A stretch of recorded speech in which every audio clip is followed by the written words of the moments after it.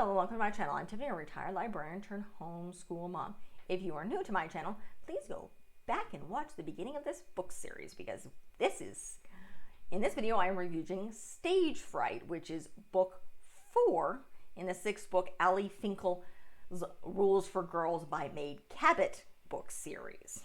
So, if you were just watching this, please go back and watch my introduction, or at least watch the first book, Moving Day, of this book series. Otherwise, this will not make sense.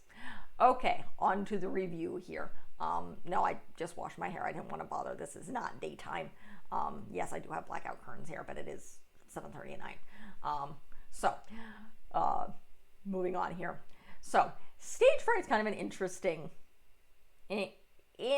book. So, one of the first things that's going on is Allie's mother, who works part-time as a student advisor at the university where her father teaches computer science, and her uncle, though seems to be a perpetual student, has various degrees, though I believe he's working at the pizza place right now. Her mother is doing another part-time job reviewing films on the local cable TV show that comes on after the regular international news. So that's the other big thing. Her mother is now famous. So the other thing that starts going on is they're going to be having an open house at the school. And her teacher decides to write a play about a princess and an evil queen. And the princess, it's kind of a Snow White thing without I don't think there's a prince in this one. But the princess is going through a world of basically recycling, because they're talking about how to better the earth. And you have the evil queen who eventually dies at the end, and you have this main princess character, and there's parts for everybody in the class. So this is presented Cheyenne, and basically the teacher says, okay, I'm going to hand out the scripts.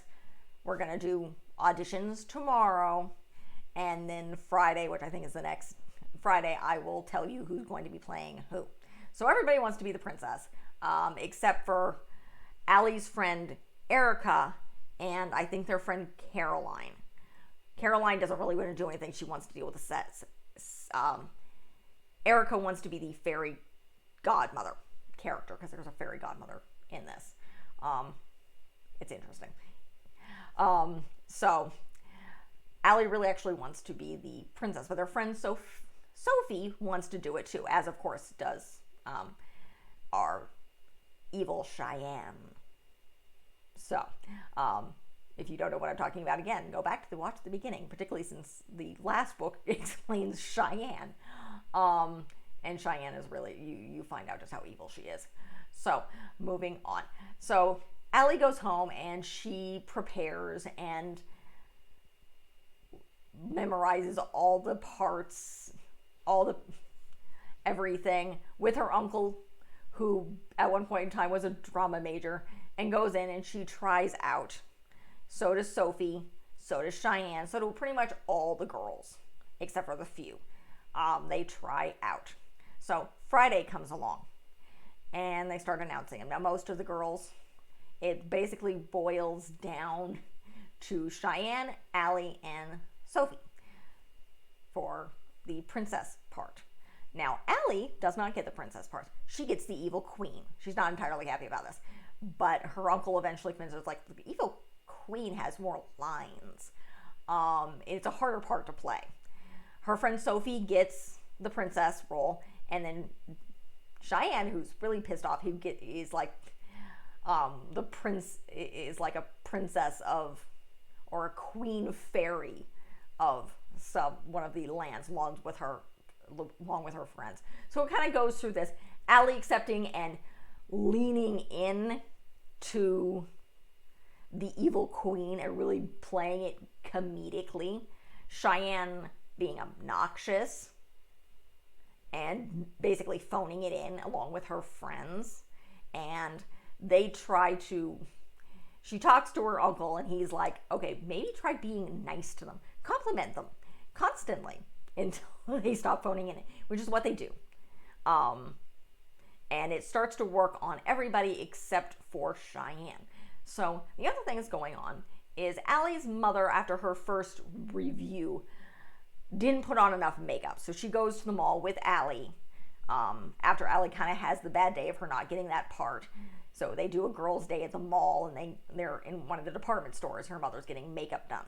And Allie sees Cheyenne with her mother. And Cheyenne begs for these like $100 earrings. And her mother eventually gives in and gives her these $100 earrings.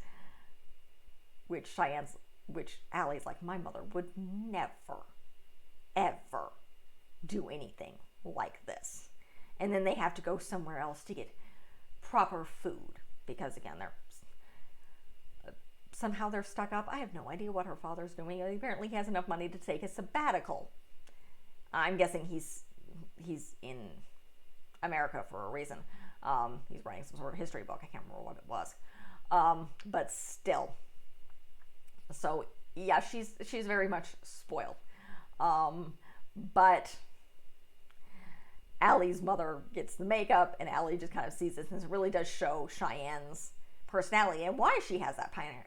Not to mention, she's pissed off at her mother because her mother couldn't get the teacher to change her mind and get her the princess part, despite the fact that she had her resume and headshots and, oh, I'm so snooty and I'm so important.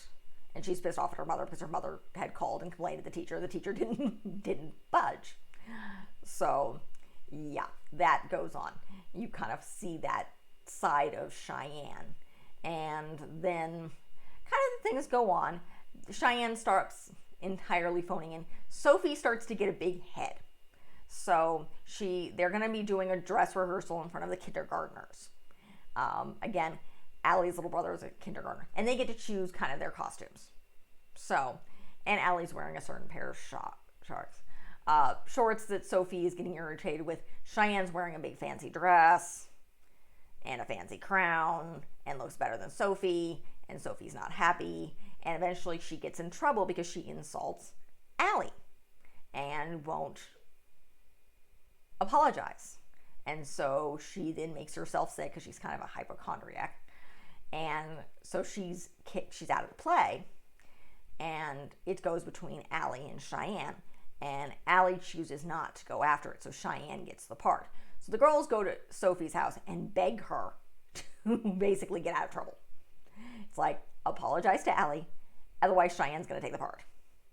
So Sophie agrees, and Cheyenne gets pissed off because the teacher is good to her word. Allie's forgiven, and so basically Cheyenne throws a huge hissy fit. But the play goes on. Cheyenne doesn't entirely phone it in, and Sophie realizes that it's a play, and yes, she's the princess, and yes, Allie pretty much plays out the death scene, and it's very dramatic, and she makes everybody laugh, and they have fun with it, which is kind of what Sophie lost in translation and what was going on, because she wanted to be the most important one. So, and instead they have fun with it, and everybody has fun with this play. And that's kind of the theme of this story is, besides Cheyenne being a spoiled rotten brat, and not getting her way, and you kind of seeing that, and Allie and Sophie kind of repairing their relationship in that, and stop fighting. So again, it's very much the drama of ninth graders. So it's very, very interesting and very fun and a good kind of book. And it's an interesting play concept written by their teacher. And I think Allie's mother is going to review it or something. And all the parents show up, and they praise their children. Obviously, so does Cheyenne's.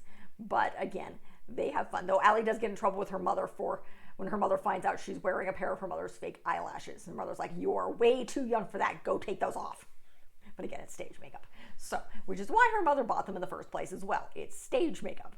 But it's a fun book, and it's fun to see how Allie goes from not being happy to get Evil Queen to developing the character and really getting into it, and how she talks to herself when she starts getting nervous, like, nope, you're not Allie anymore, you are this Evil Queen. How she bases it first off Erica's sister Melissa, who's a teenager, she's a teenager who acts like a teenage girl,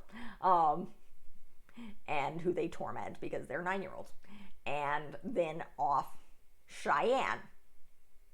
And those are her inspirations for the Evil Queen. They're evil just for the sake of getting evil, and they're evil and they're just unhappy. And it's kind of fun to watch that as that develops in the character as she learns. So that's really it for this review. Again, unfortunately, I do not have a physical copy. I do have a physical copy of the next book, which is down here, which is Glitter Girls and the Great Freakout. Then I don't have the last book, which is book 6. I'll have to buy a copy, which is Blast from the Past. So that will be coming up. Those will be incoming. And then once we're done with this series, we are going back to Catherine Lasky. I'm going to be doing The Wolves of Beyond, which I only think is about 3 books.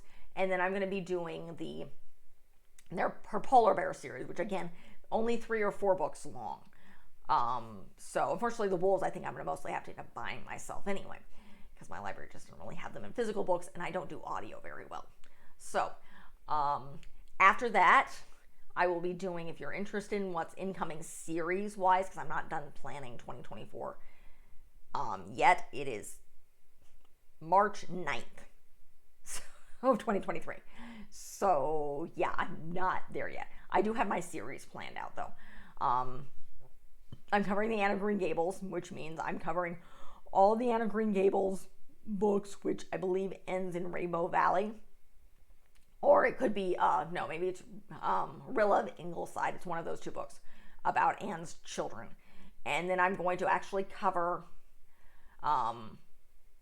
the 2 short story series of the Tales from Avonlea, and then the Blythe's something, whether it's a Blythe Remembered or something, that actually came out in like 1999, which is again another series of short stories. I'm also going to cover the 4 Sullivan films. Yes, there are 4. There's 3 I own, 1 I don't own yet, and then I'm going to cover, there was a TV series. Depending on which side of the border, it was either called Avonlea, or where I grew up when it was shown on Disney, was The Road to Avonlea. And that's a 7-series television show that I watched when I was young. I'm going to be reviewing those. And this is going to be the first time I'm going to have seen them since I was a child when they originally aired back in the early 90s. I do have to buy them off Sullivan, so I will be linking that in the descriptions of those. You may be able to get them off Amazon, but they're not cheap. I bought them because they're nostalgic. So after that, I'm covering the Boxcar Children, and I'm going to cover, to balance those off, I'm going to cover a bunch of mystery TV shows. Some of them are children's, some of them are Murder, She Wrote, a few other things. And then I'm going into the Wings of Fire series. Now, I have not looked deeply into that as of this video, but that's going to end 2024.